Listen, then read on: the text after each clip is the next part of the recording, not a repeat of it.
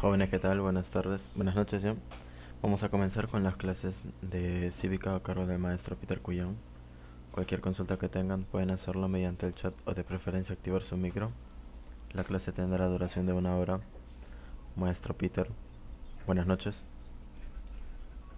Buenas. Ya, joven, entonces nos enlazamos rápido.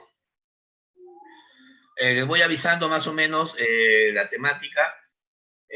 Corresponde, porque estamos haciendo en un orden según lo que pide San Marcos. Hoy día vamos a hablar justo de un tema muy en boga, muy actual, muy polémico, que es la teoría del Estado. Vamos a hablar todo lo que es el título 2 de la Constitución, que habla sobre la nación y el Estado, y el título 4 que habla sobre la estructura del Estado. O sea, vamos a hablar de los poderes ejecutivo, legislativo y judicial, ¿no? Las relaciones que hay. Es un tema donde obviamente tiene que haber bastantes preguntas, ¿no? A ver, vamos a empezar, a ver si tenemos ese análisis, ¿ya? A ver, ya. Ahí siempre presentando en orden el tema. Ya, la sesión 2 tenemos en este momento un repaso de cívica, ¿ya? ¿Correcto? Más bien las preguntas, como lo ha dicho el hospedador, tienen que hacerlas normalmente por audio o le escriben, ¿ya? Lo bueno es que me he dado cuenta que sí participan, pero más autoevaluándose, no ponen una clave y la comparan con la que damos y de repente ahí ustedes mismos se están evaluando, pero es mejor a veces preguntar, como lo han hecho dos o tres jóvenes, ¿no? El profesor nunca se va a incomodar porque le dijeron que no habían entendido. No es que no habían entendido, sino que en su mayoría no tenían el conocimiento previo del tema, ¿ya? Así que vamos a empezar con la pregunta número uno, ¿ya? A ver, la pregunta número uno señala bien claro, dice ahí, ¿no? El Perú se organiza, o sea, esa es una definición del Estado, ¿no? De manera unitaria, de manera representativa y de manera descentralizada. O sea, en términos más genéricos, ¿no? La Constitución señala, por ejemplo, que el Estado peruano es una república, en primer lugar.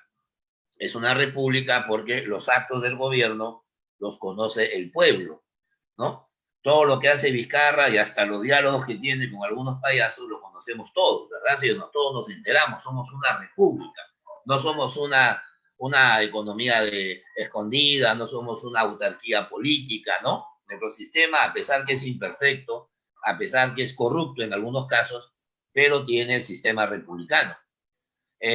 Somos una república democrática, una república social, no socialista, sino social, porque busca el bien común, una república también independiente y soberana, ¿no? Esa es la definición del Estado. Pero el gobierno se define como unitario, porque solamente hay un Estado. El gobierno se define como representativo, ¿no es cierto? Porque es elegido por el pueblo y además va a ser descentralizado. Ya, descentralizado porque se busca desconcentrar el poder. Por eso que hablas de gobierno central, hay gobiernos locales, que son los municipios, y los gobiernos regionales, que abarcan un departamento. Todos tienen una independencia, una autonomía. ¿Te das cuenta? ¿Ya? Por eso que la respuesta ahí sería la idea de qué? De el gobierno, ¿ya? La forma de gobernar el Estado peruano. Un dato, el Congreso se está preocupando más en interpelar ministros que luego no va a censurar. Es como nadar y ahogarse en la orilla, ¿no? El gobierno se está preocupando más en una moción de vacancia que no va a prosperar y que ha generado un escándalo nunca antes visto, al menos, ¿no? En la historia de mi vida. Pero también tenemos una forma, digamos, estructurada para elegir al gobierno. Tú sabes que el jefe de Estado y el jefe del gobierno y el que personifica a la nación es el presidente de la República, ¿no? Entonces, el presidente de la República es elegido, según la Constitución, por el 50% más uno de los votos. O sea, basta que vote la mitad más un voto adicional, ¿no? Para que ya sea presidente.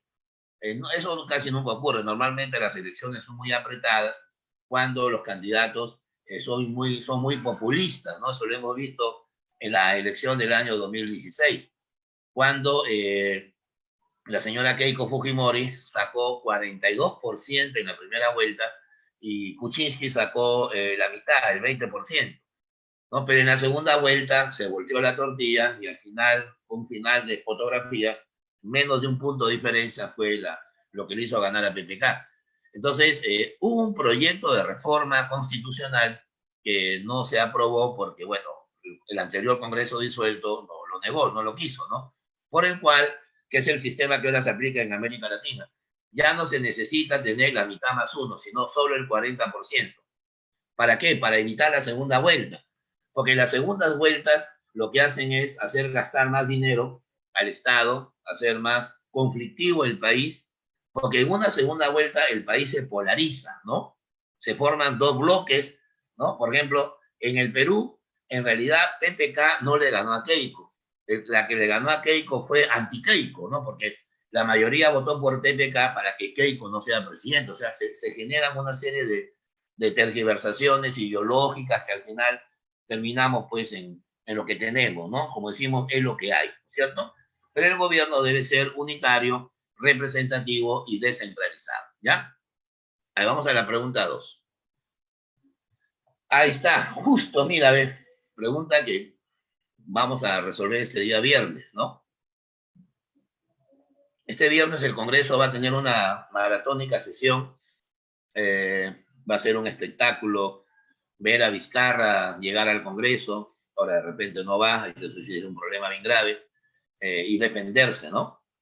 Vizcarra va a tener una hora para exponer los argumentos por los cuales se quiere decretar su vacancia. ¿Cuál es el argumento del Congreso para declarar vacante la presidencia de la República? El argumento es la incapacidad moral.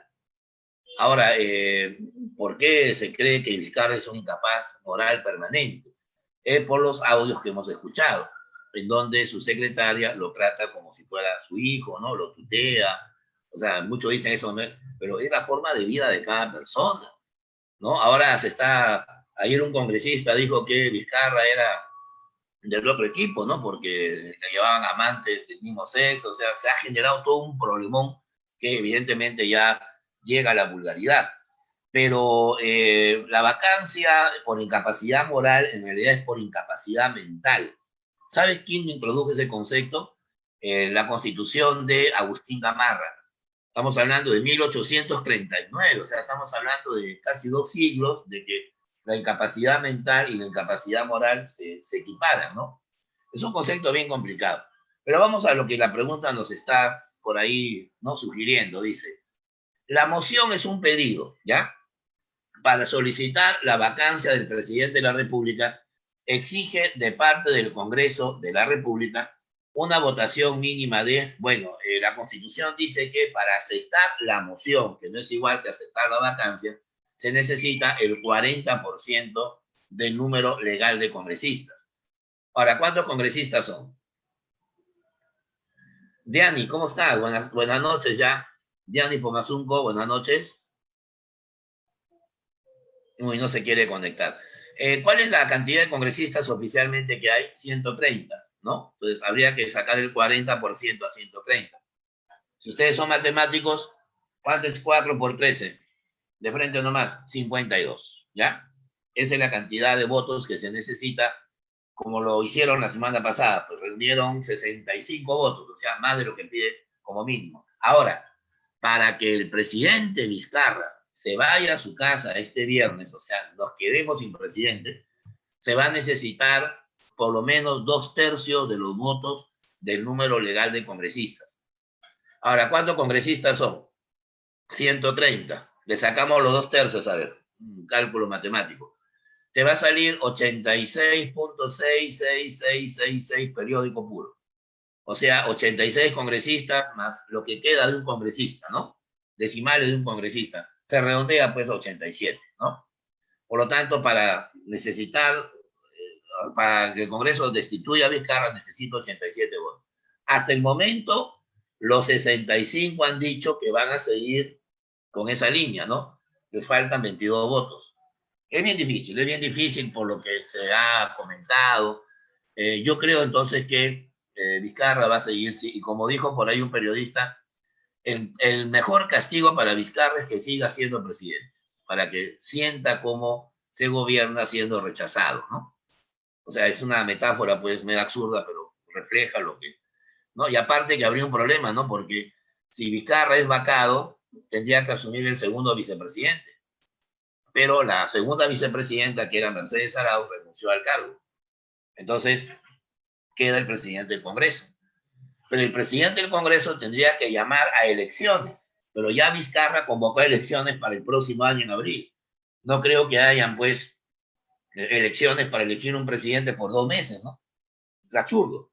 Entonces, no funciona eso. Así que Merino, así se apellida el presidente del Congreso, tendría que formar una junta de gobierno, así como Valentín Paniagua, ¿no? Que gobernó 7, 8 meses más o menos, y gobernar hasta el próximo año, y gobernar con las elecciones también del próximo año. Y ya el 28 de julio del próximo año, entonces, este señor Merino de Lama tendría que entregarle la banda presidencial al presidente elegido, ¿no? Que he estado viendo por ahí algunas encuestas, esos candidatos, Dios mío, dan miedo, ¿no? Hay un arquerito, ¿no? Hay un militar que tiene un juicio por homicidio, Urresti, ¿no?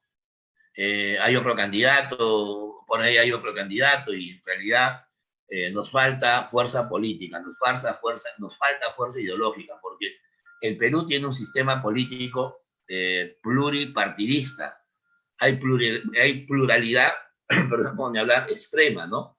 Hay demasiados partidos, y por eso aparecen demasiados candidatos. En Estados Unidos hay 2 partidos nada más, demócratas y republicanos. ¿Ya? Entonces, por eso tenemos la crisis política, por eso que en el Perú los outsiders, los candidatos de última hora, terminan siendo presidentes. Así es. Así que la respuesta es 52, ¿ya? No Profe, sé si hay disculpe. alguna pregunta, alguna duda en un tema tan importante. Profe, disculpe. Dime, dime. Usted dijo que con 52 votos se le puede vacar.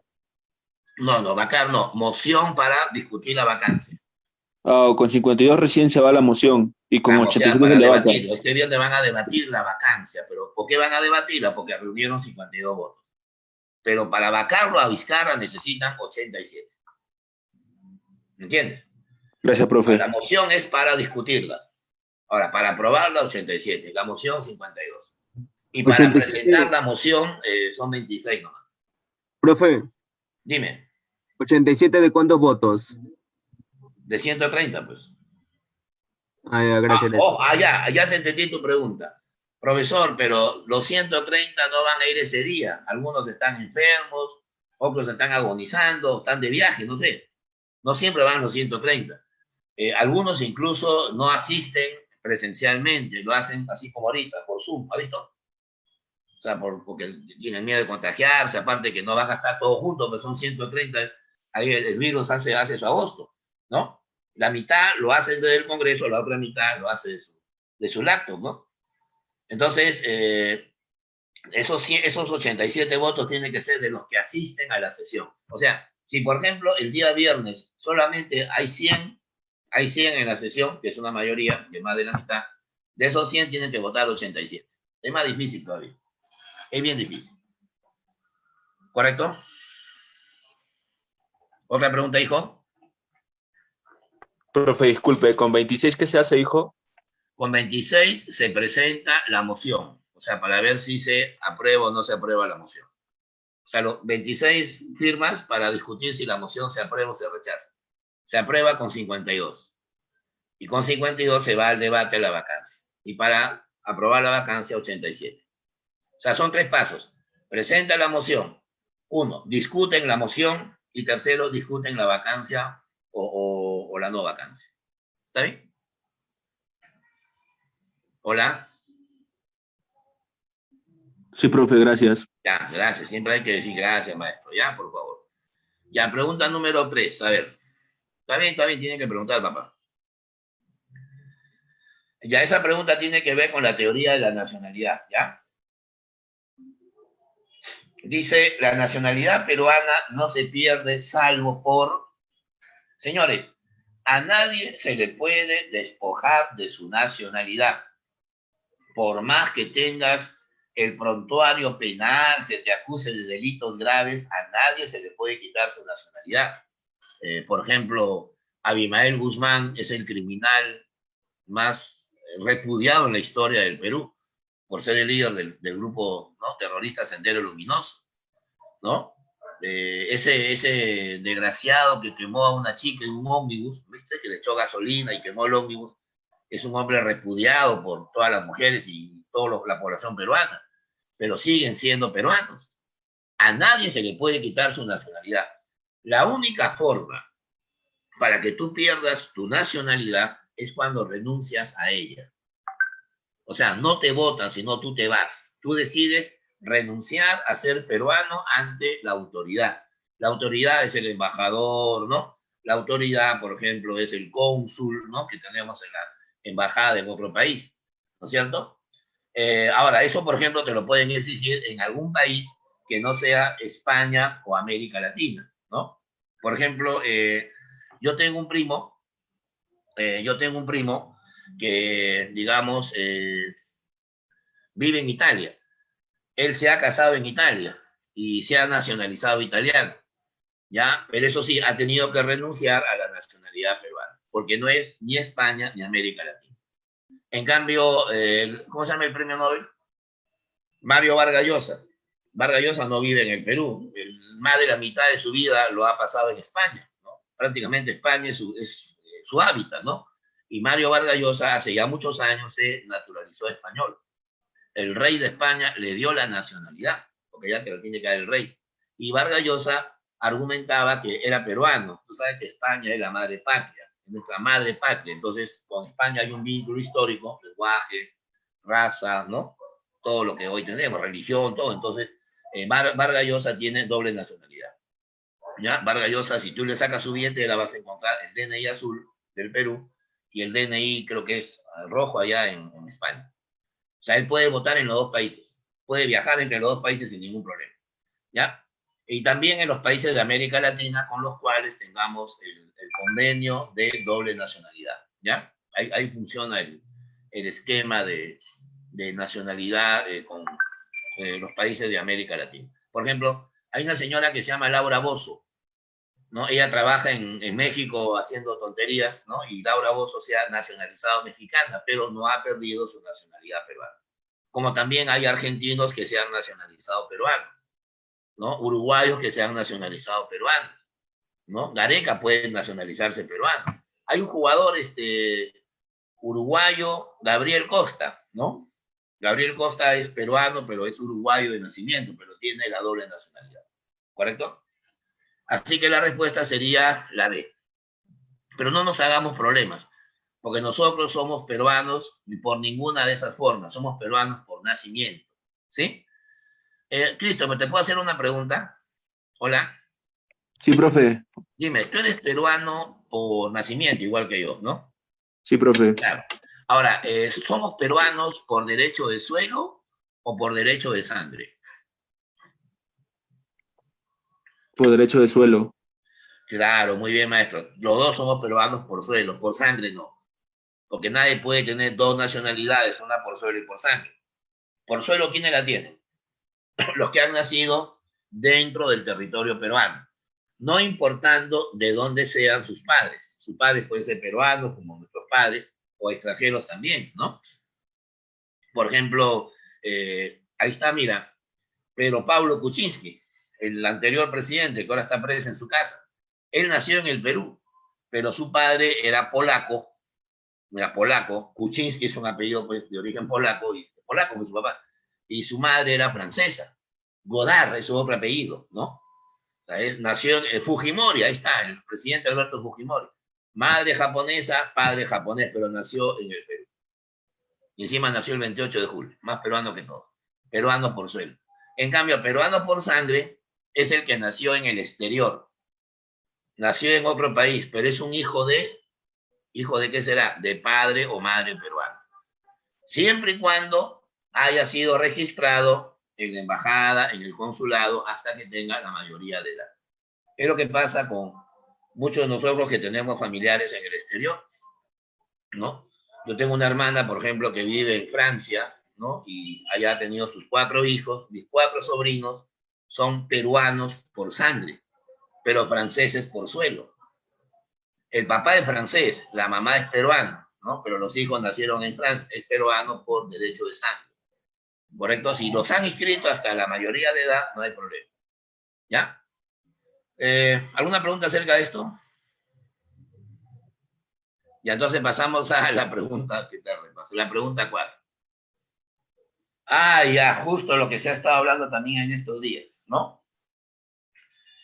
Ninguna persona, ningún presidente del Congreso, ningún congresista, ninguna organización, ningún partido, ningún cachaco, ninguna fuerza armada, ni policía nacional o sector de la población puede arrogarse el ejercicio del poder, porque el poder emana del pueblo.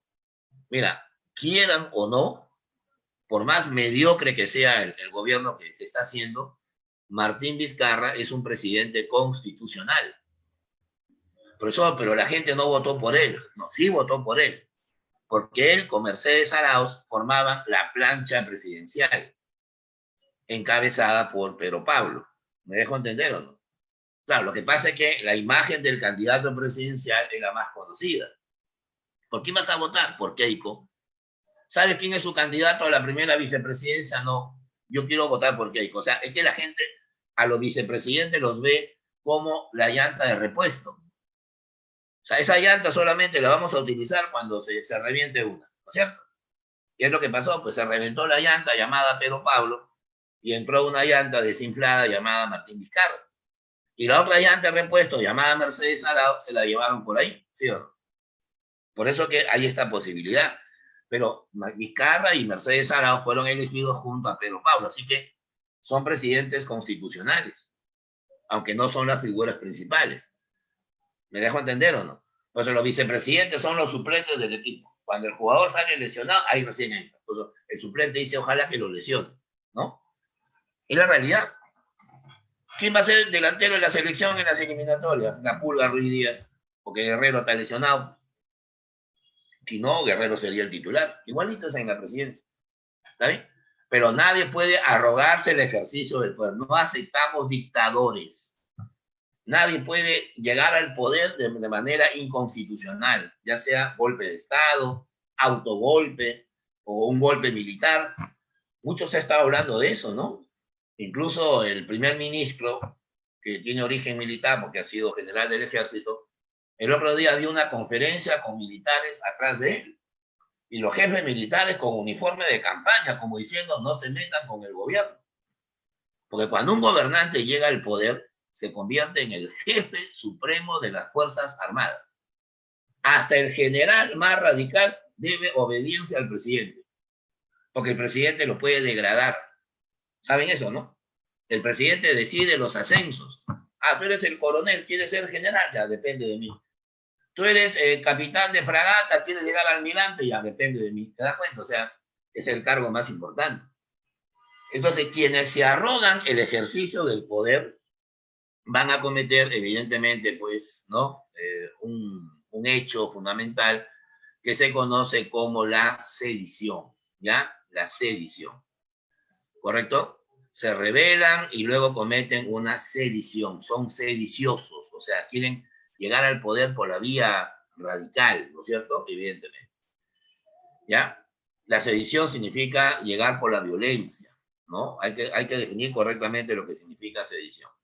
Profesor, ¿y por qué no puede ser insurgencia? No, la insurgencia es un derecho del pueblo. Es el derecho a levantarse contra el gobernante que está usurpando el poder.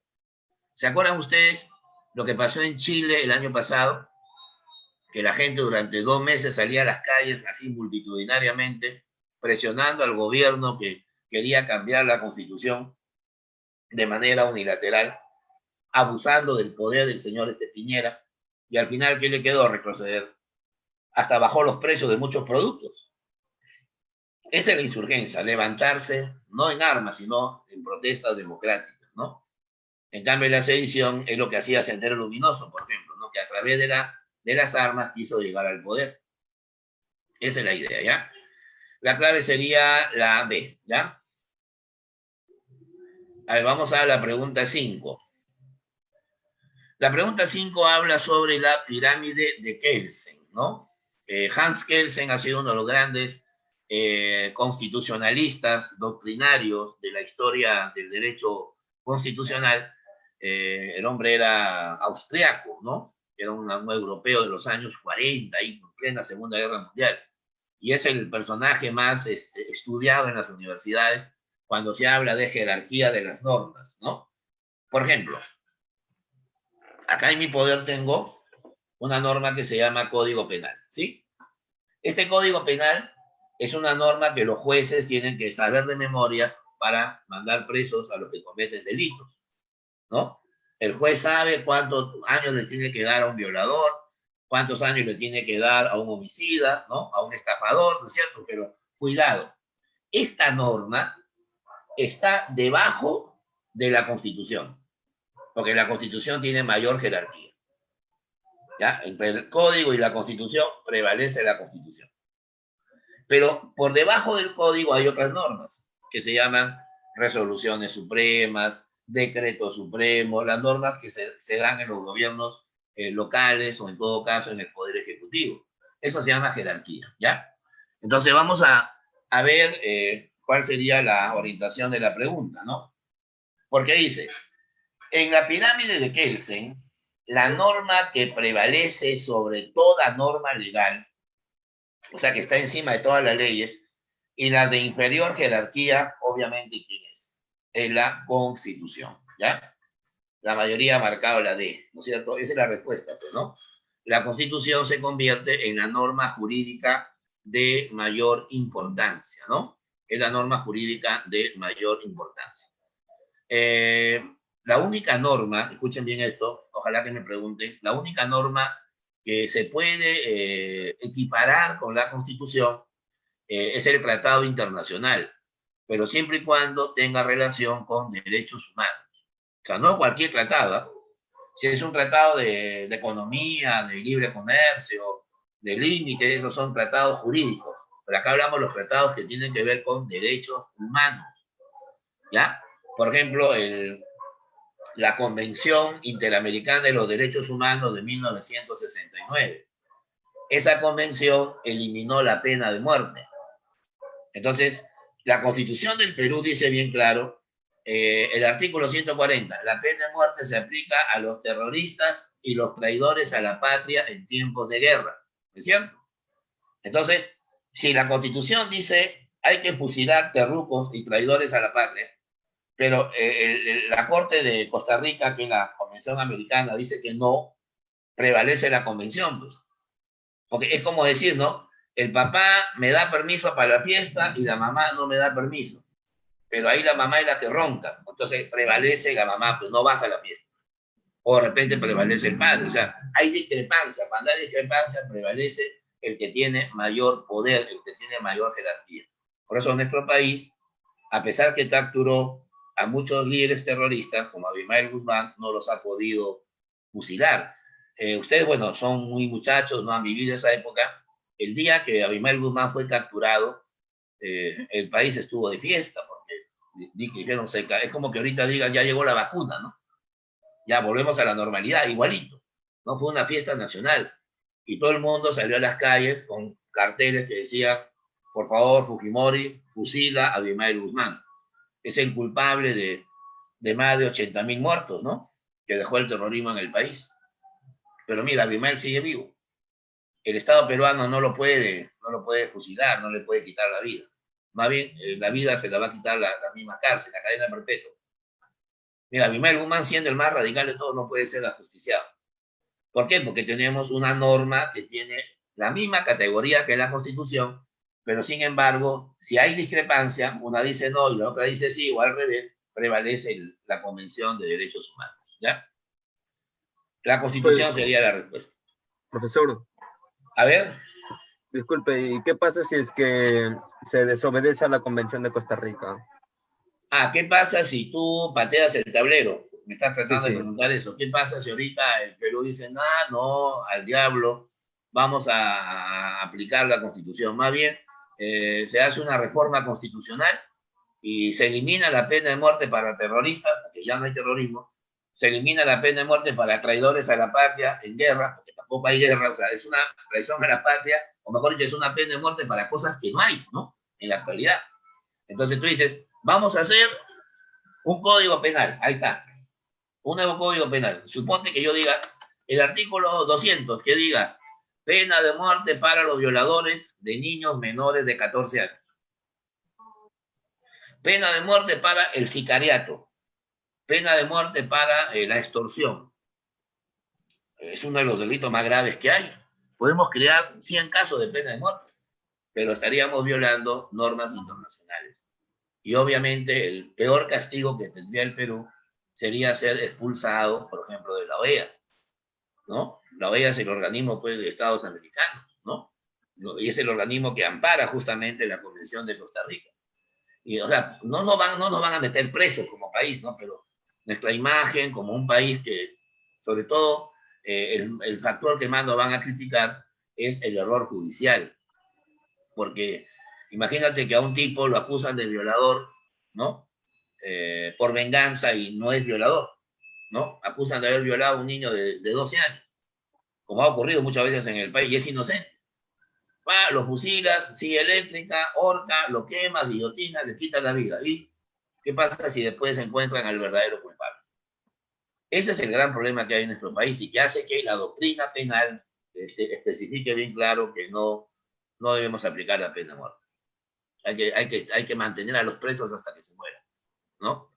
Esa es la realidad. Hay no sé si han visto, anteayer creo que ha sido un venezolano que a su hijo de 2 años lo ha desfigurado. Y en las encuestas haya salido un noticiero que lo maten, ¿no? Que lo devuelvan a su país, esa sería la mejor pena, dice, para que allá sufra, ¿no? De los fusiles, ¿no? Entonces, pero no sé si me dejo entender, ahí es evidente la contundencia de los hechos, pero el Perú está en ese marco, ¿ya? Ahora, ¿por qué en Estados Unidos sí hay pena de muerte? Porque Estados Unidos no firmó la Convención de Costa Rica. Entonces, como no la firmó, es libre de hacer lo que quiera. Y es más, en Estados Unidos, de los 56 estados que hay, en 30 de ellos hay pena de muerte. En 26 no hay. Por ejemplo, en el estado de Washington no hay pena de muerte. Pero en el estado, por ejemplo, de Dallas, sí hay pena de muerte. ¿Te das cuenta? O sea, son autónomos los países y los estados también. ¿Quién fue? Adrián, ¿no? Sí, profesor. Ah, ya. ¿Satisfecho? Sí. Sí, sí, muchas Gracias. gracias. Ya, Gracias. muy bien, perfecto. A ver, la pregunta 6. Profesor, ¿Perdón? profesor, una pregunta, ¿y cuál sería el proceso para ya no formar parte del Pacto de San José? Ah, ya, el proceso sería, bueno, es un poco largo, te lo voy a explicar en 2 pasos. Primero, el Perú tendría que mandar una comisión de ilustres, o sea, buenos abogados. ¿Te acuerdas cuando le hicimos el juicio a Chile por el mar? Igualito, Sí, unos sí, buenos abogados que vayan a la Corte de Costa Rica a exponer las razones por las que el Perú quiere denunciar ese pacto. Es una comisión de unos 10, 15 buenos abogados, ¿no? Y eso demora 1 año y medio, 2 años. Y en 2 años va a seguir habiendo más violaciones, ¿me entiendes? Más sicariato. Eso es lo que más hay en el Perú, sicariato. Todos los días vemos, ¿no? Salió a comprar a la bodega y le metieron 10 plomazos y no le robaron nada. Es ajuste de cuentas. Es así. Para feminicidas, muchos dicen pena de muerte, ¿no? Pero eso es un criterio procesal, ¿no? Obviamente. Demora demasiado. Si es que queremos irnos por lo legal, ¿no? Obviamente. ¿Ya? gracias, Bien. profesor. Dime, hijo, dime. Ah, gracias, gracias, profesor. Ah, ya, perfecto, no hay problema. Pero es un proceso bien largo. Explicarlo ahorita me mandaría toda la clase, ¿ya? Y aparte que mi amiga Rosa ahorita también va a preguntar, ¿no? Rosa Zucapuca, ¿no? A ver, con relación al Estado peruano, indicar los valores de verdad. O sea, si es verdadero o es falsa la afirmación. A ver, ahí dice la 1, el Estado peruano es uno e indivisible. Eso es cierto, porque somos un Estado unitario. No somos un Estado federal. ¿Está bien? Aplicamos el principio de separación de poderes, eso sí es cierto, ¿no? Acuérdense de Montesquieu, el gran ilustrador francés, ¿no? El gran reformador de las leyes en Francia. Montesquieu decía que el Estado tiene que dividirse en un poder legislativo, en un poder ejecutivo y en un poder judicial. El que da leyes, el que las hace cumplir y el que las hace sancionar, ¿no es cierto? O sea, los tres poderes del Estado. Separación de poderes. La dos también sería verdadera. La tres dice, el gobierno es centralizado. No, no, o sea, en teoría debe ser descentralizado, o sea, desconcentración del poder. Arequipa tiene su gobierno regional, ¿no es cierto? Autonomía económica, administrativa, pero articulado con el gobierno central. O sea, de todas maneras, el gobierno tiende a ser descentralizado. La 3 sería falso. Y la 4 dice, reconoce el derecho de insurgencia, eso sí es cierto, ¿no? El pueblo puede reclamar al dictador que se vaya del poder, pero es bien complicado eso, ¿no? Se violarían derechos humanos, habría persecución, un montón de cosas, ¿no? A ver, la pregunta 7. La pregunta 7 trata sobre el régimen económico del Estado peruano, ¿no? ¿Cuál es el régimen que se aplica dentro de la estructura y el funcionamiento del Estado? ¿No? Dice así, en el régimen económico de la Constitución, la actual, la del 93, se afirma que la iniciativa privada es libre. O sea, hay propiedad privada, hay libertad de empresa, libertad para decidir qué negocio pones.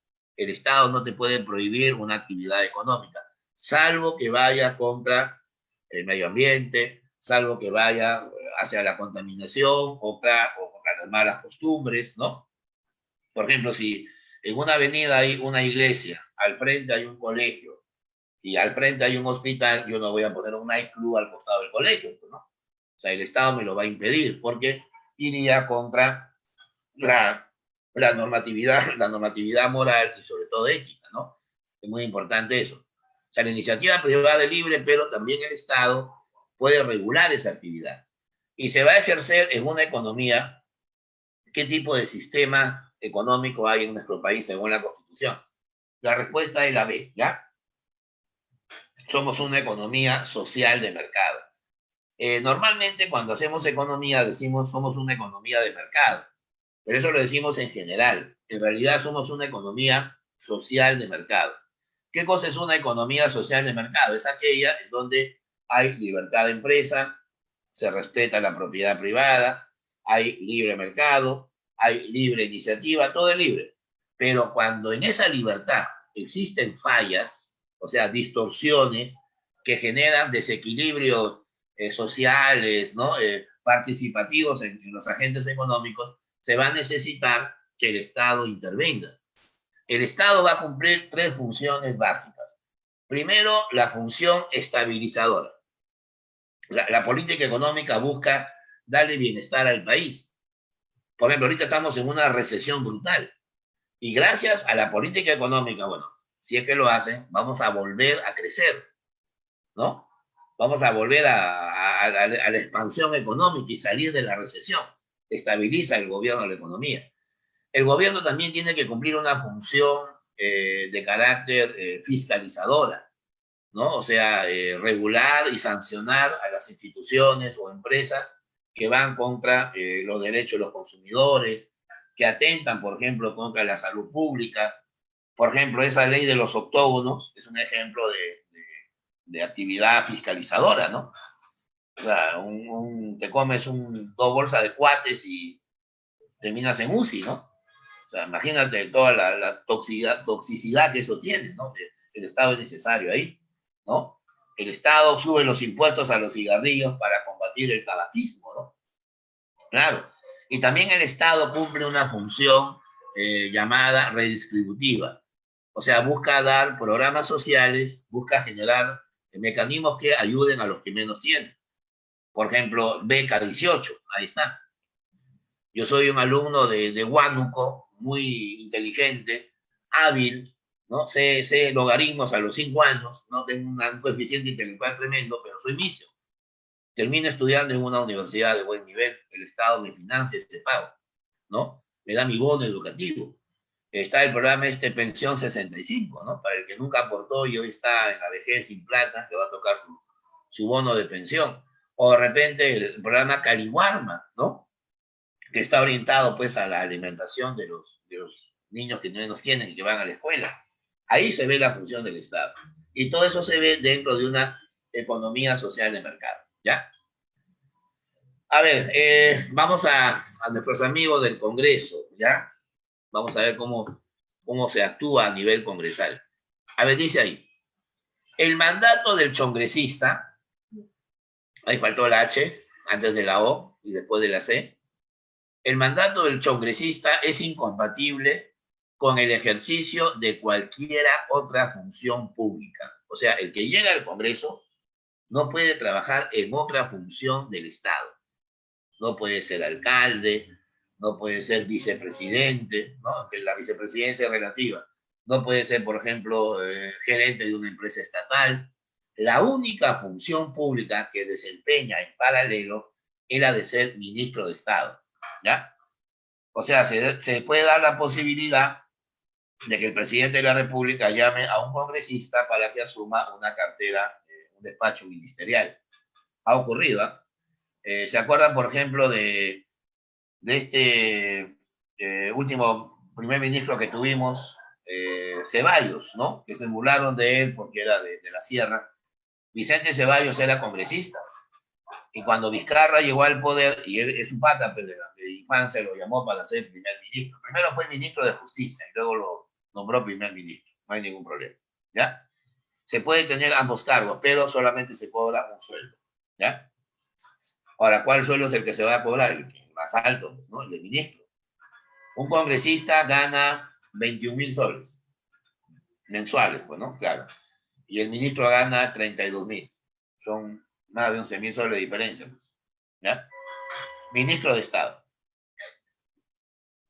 Muchachos, pregunten, por favor. ¿Todo bien? Ya está. Pregunta 9. Con respecto al mandato legislativo, o sea, el mandato del congresista, indicar los valores de verdad con respecto a los, ¿no? A los miembros del Parlamento, ¿no? En otros países decimos a los senadores y a los diputados. Antes en el Perú decíamos así, lo que pasa es que ahora el Congreso peruano ya no es bicameral, ahora es unicameral, o sea, es una sola cámara, ¿ya? A ver, dice que el mandato del congresista es irrenunciable, es cierto. El congresista no puede renunciar a su cargo, pero sí lo pueden desaforar. El Pleno del Congreso, ante una denuncia grave, lo puede desaforar y le va a quitar la inmunidad, ¿correcto? El otro día, le voy a hacer un comentario, no soy mucho de redes sociales, ingresé al Facebook para hacer hora, y en una cierta academia estaban transmitiendo una clase en vivo de cívica. Dije, a ver, vamos a ver, ¿no? De repente aprendo algo. Y justo el profesor estaba hablando de que ya el Congreso había eliminado la inmunidad a los propios congresistas, al presidente de la República y a los más altos funcionarios del Estado. Cuando yo vi eso, pensé que era pues una clase desde Tangamandapio, Groenlandia, Songo, ¿no? Países que, bueno, casi nadie conoce, o que no existen en todo caso. Pero cuando vi que era peruano, dije, ¿cómo se estafa la gente? Señores, la inmunidad todavía no se ha eliminado. Hay un proyecto de ley que ha sido aprobado en la Comisión de Constitución. Todavía falta ser dictaminado, todavía falta ser discutido en el Pleno del Congreso. La inmunidad significa que los funcionarios públicos no pueden ser procesados ni presos durante su mandato. ¿Ya? Mira, Vizcarra dice que tiene un montón de anticuchos, ¿no? Como dicen vulgarmente, pero no lo pueden procesar ahorita judicialmente. Al presidente de la República solamente se le puede acusar de traición a la patria. Se le puede acusar de disolver el Congreso ilícitamente. Se le puede acusar de impedir que se reúna el Jurado Nacional de Elecciones. O sea, cuando se vuelve un tirano, pues. Pero si, por ejemplo, tiene denuncias de antes de haber sido presidente, por ejemplo, no reconoció a su hija o no le pasó alimentos, ¿no? Eso no tiene nada que ver. Ya, por eso recién Vizcarra va a ser procesado, si es que le abren proceso fiscal, cuando deje el poder. Un mes inclusive después de haber dejado el poder. Pero en ese mes, ¿qué puede hacer? Puede irse del país, ¿no es cierto? No hay ningún problema. Muy complicado es eso. La inmunidad todavía existe, muchachos. No crean cuando digan que la inmunidad ya desapareció. Cuando veamos la ley en el peruano, en el diario oficial del peruano, ahí recién podemos ver. Es bien complicado. La 2 dice, las sanciones disciplinarias son de 120 días como máximo. O sea, ¿qué pasa si un congresista se pone malcriado, falta el respeto, dice una grosería o hace un acto obsceno? A ver, por ejemplo, ayer estaba viendo el debate este ¿no? de Vizcarra, de la ministra de Economía, y tomó la palabra el congresista Daniel Urresti. Lo pueden ver en YouTube, en Twitter, está todo lo que él ha dicho. Y el señor dijo, ahora nos hemos enterado que Vizcarra es del otro equipo, que tiene otra opción sexual. O sea, ya está diciendo que el presidente de la República tiene pues un amante del mismo sexo. Y la gente se quedó sorprendida, ¿no? ¿Cómo este señor lo acusa? ¿Acaso lo ha visto? ¿Está comprobado? ¿Por qué? Porque en un audio se escucha que la secretaria de Vizcarra le dice a este pata, Richard Swing, ¿no? Así le dice, que le traía amantes al palacio. Pero lo dijo de forma genérica, pues no dijo el sexo, ¿no? Y es más, si el presidente fuera homosexual, ¿cuál es el problema? ¿Acaso será causal de vacancia? Eso no es causal de vacancia. Es una violación a los derechos humanos. En el Congreso, ¿acaso no hay parlamentarios que son declarados así, son declarados como homosexuales, que lo han publicado inclusive, se han tomado fotos? Normal, no pasa nada. Ya, pero otra cosa, ahora, si ese señor luego se dio cuenta de su error y pidió disculpas, dijo, me disculpa el presidente, me disculpo al país, ¿no? Ya, al menos se arrepintió. Pero si no pide disculpas, le puede costar una sanción de 120 días sin trabajar y sin goce de haber. O sea, lo que más le duele, no hay sueldo. Imagínate, perder más de 20.000 soles por hablar tonterías mensuales, ¿no? Se reconoce la impunidad, no inmunidad, sino la impunidad. Impunidad significa que el delito que tú cometes queda sin castigo, ¿no? Una persona asesina a otra y anda libre en la calle, tiene impunidad, pues nunca fue sancionado. No, pues no se reconoce la impunidad, de hecho, ¿no? La impunidad sí, pero no la impunidad. Es revocable. ¿Qué significa revocable? O sea, que el congresista puede ser destituido. ¿Dónde es? Solamente pueden ser revocados los alcaldes, los regidores y los gobernadores regionales. Y por ahí los jueces de paz, que son nombrados en los pueblos más alejados, ¿ya? Vamos a ver entonces el orden, a ver. Sería así, la 9. La 1 es verdadero, es irrenunciable. La 2 sería también verdadero, ¿ya?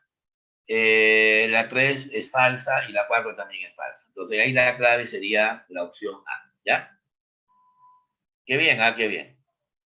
No estén esperando que sea un minuto para grabar la clase y preguntarla, porque de ahí tengo que enlazarme a otro salón y no hay mucho tiempo, ¿ya? Ahorita tienen que preguntar. A ver, ahí dice, el Congreso puede delegar en el Poder Ejecutivo la facultad de legislar mediante... un alumno que ve esa pregunta diría, maestro, pero ¿no cree usted que es una pregunta contradictoria, mal planteada? Se supone que el que legisla es el Poder Legislativo. ¿Y quién es el Poder Legislativo? El Congreso. El único que puede legislar, el que puede dar leyes, es el Congreso. Pero no. Hay una norma que tiene fuerza de ley, que tiene el mismo peso en la balanza que la ley, que se llama el decreto legislativo, ¿ya?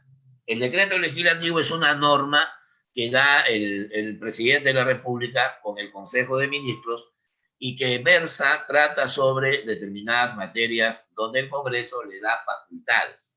Por ejemplo, Vizcarra quiere legislar sobre, salud pública, ¿no?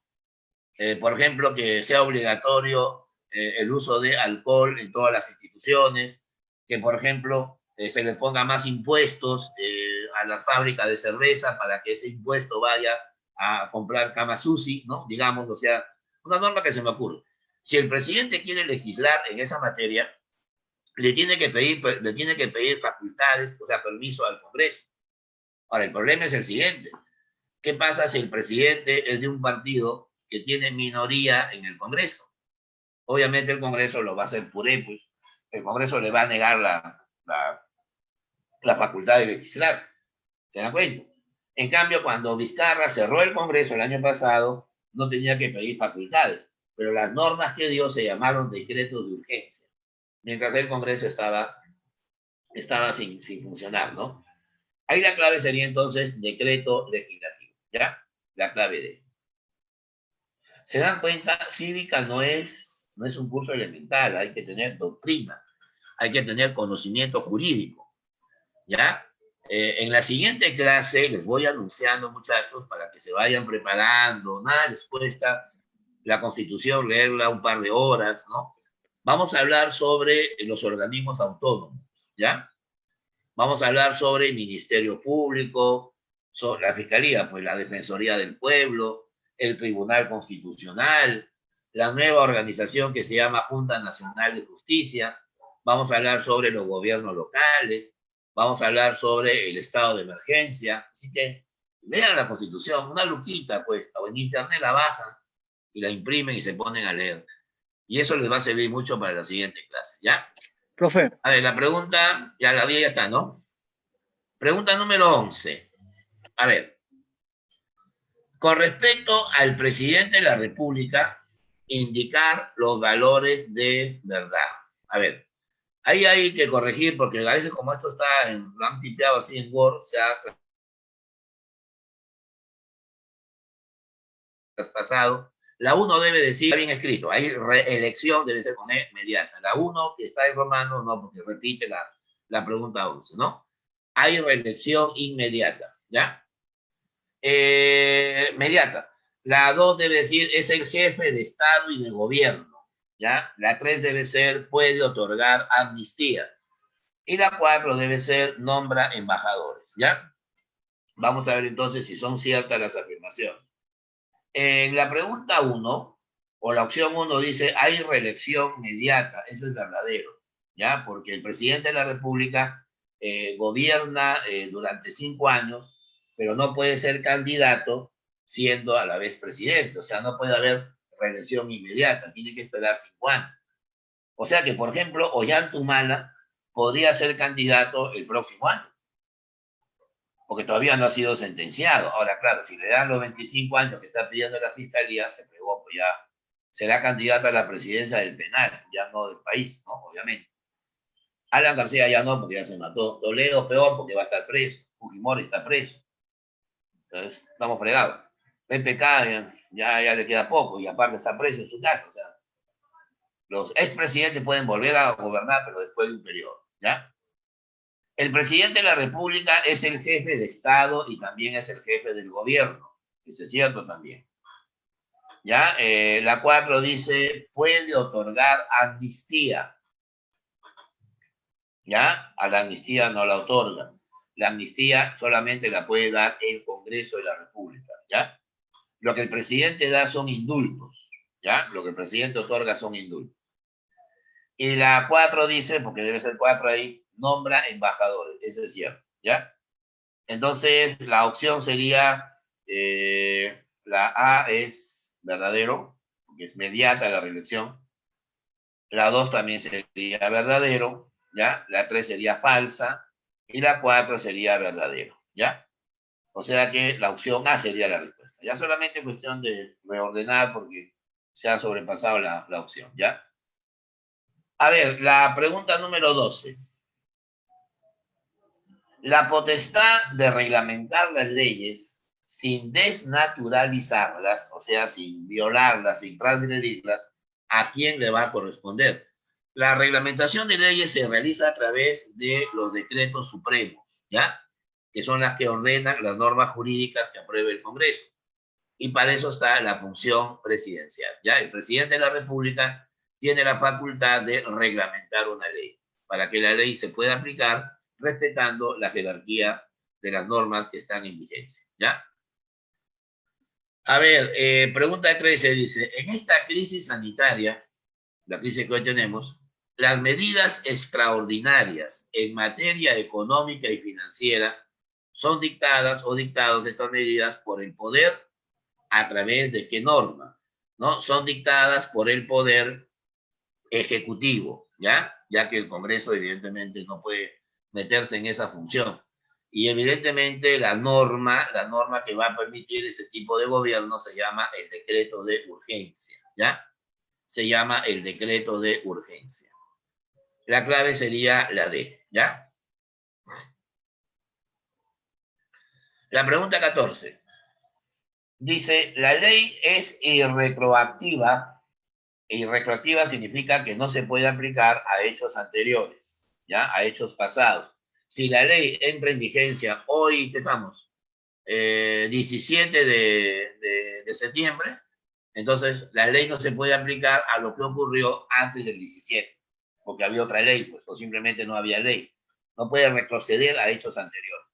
La única modalidad es cuando sea en materia penal, ¿ya? O sea, en materia de sanciones. Y cuando favorezca al reo, ¿ya? Por ejemplo, el Código Penal establece hoy que el que acosa por vías informáticas o por vías fotográficas o vías de comunicación tiene una pena privativa hasta de 3 años. Pero esa norma existe desde agosto del año pasado. Por lo tanto, si a mí me acusaron de acosar hace 5 años, no me voy preso, porque cuando yo hice ese delito que soy, no lo era hace 5 años, ¿ya? O sea, hay una especie de favorecer siempre al reo, ¿no? No al procesado, sino al reo, la persona que ya está condenada, ¿correcto? Hay personas que están en prisión preventiva y también en prisión efectiva. Hay una diferencia conceptual ahí. Y la pregunta 15, a ver, dice, con respecto a la función jurisdiccional, indica los valores de verdad, o sea, indicar qué hacen los jueces, ¿no? Del sistema judicial en el Perú. Los jueces se jubilan a los 70 años, eso es cierto, ¿ya? Máximo 70 años para su función de ser magistrados, ¿no? De ser jueces. A los 70 años ya se tienen que jubilar. Ya después hacen su vida, ya verán a dónde se van, etcétera. Pero máximo trabajan hasta los 70 años. Para presidente también debería ser así, ¿no? En el Perú no hay límite para presidente. La Constitución rechaza la pena de muerte. No la rechaza, la establece, solo que no la puede aplicar, que es diferente. Está escrito en el artículo 140. Nadie puede ser condenado en ausencia. O sea, ¿qué significa eso? Que evidentemente el derecho de la persona es estar presente a la hora que le leen su condena o su absolución, ¿no? Su órgano más importante es la Corte Suprema. También sería verdadero. Entonces la respuesta sería verdadero, falso, porque la Constitución sí establece la pena de muerte, solo que no la puede aplicar. Verdadero, verdadero. La clave sería la letra A, ¿ya? Entonces, muchachos, esto de acá, por favor, ya, que les sirva para que ustedes sigan leyendo. Uno trata de explicar siempre de forma objetiva, pero lo que sí les voy a pedir, por favor, es que pregunten más, ¿ya? Es la única forma para que un repaso realmente vaya. San Marcos es muy competitiva, no es una universidad muy fácil, ¿ya? Muchachos, nos vemos entonces en la siguiente clase. Por favor, ya saben los temas, ¿ya? No hay ningún problema, ¿ya? Hasta luego, muchachos. Gracias. Listo, jóvenes, damos por finalizadas las clases de Cívica. En breves momentos comenzará la clase de geometría a cargo del maestro Juan Dormeño. Tienen 9 minutos de descanso.